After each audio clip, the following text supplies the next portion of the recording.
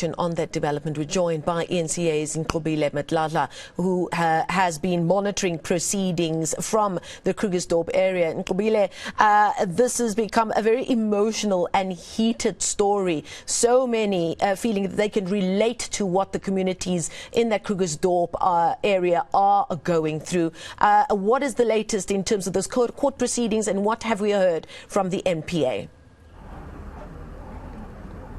Well, we do understand, having been in courts, that 7 people have been charged, of course, with those listed cases. We do understand that they're charged with rape, aggravated crime, robbery with aggravated circumstances. But also, we understand that they're also charged with the fact that they're in the country unlawfully. These are just the 7 people that appeared. Out of the 7, 1 has been seen as a minor, and at this point we understand that they are going to be doing an age assessment, which is what is going forward, and we understand that that 1 minor will be appearing tomorrow. That's, of course, as they will come back with the results of whether or not it is a minor. Now, you'll remember that from the beginning of this case, there was about 81 people that came in, and 20 of those were minors, which has now become what we have seen as a theme in the number of people that are appearing. We keep seeing minors that are coming out, which is the reason why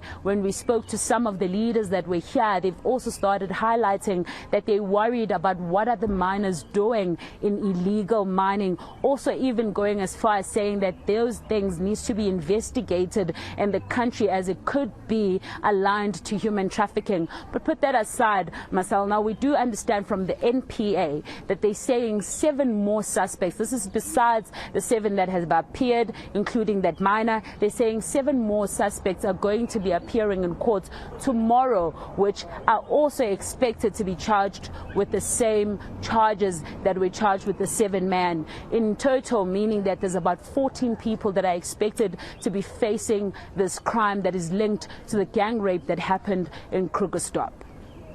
Nqobile, you spoke to some community members. There's some political parties who were represented outside the court today. What did they have to say?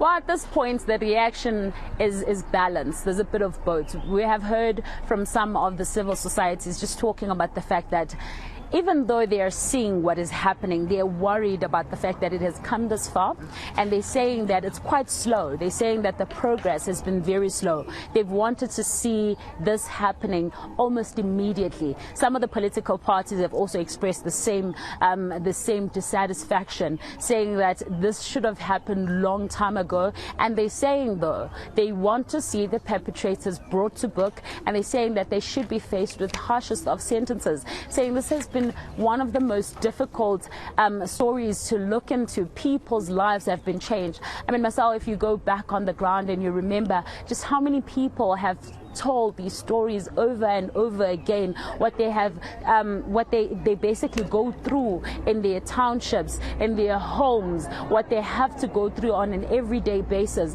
They're basically saying what is happening and what is playing out today is not enough. They want to see other departments also coming in. They want to see more in terms of law enforcement. They want to see more in terms of other departments like Department of Mineral Resources, saying that they want to see them on the ground assisting the best way that the community can get help in this sense. I mean, when we spoke to Nomvula of the ANC, she was talking to us about the fact that these shafts initially had owners. There were companies that had opened these shafts, but where are those companies? And those are the companies that needs to be asked in terms of what is happening. But they're also asking that these communities that are next to these mining areas, these mining communities, needs to also be included into the economy in terms of this mining. They're feeling that at this point, the only way to ensure that such things don't happen, it's easier to ensure that these things don't happen, but rather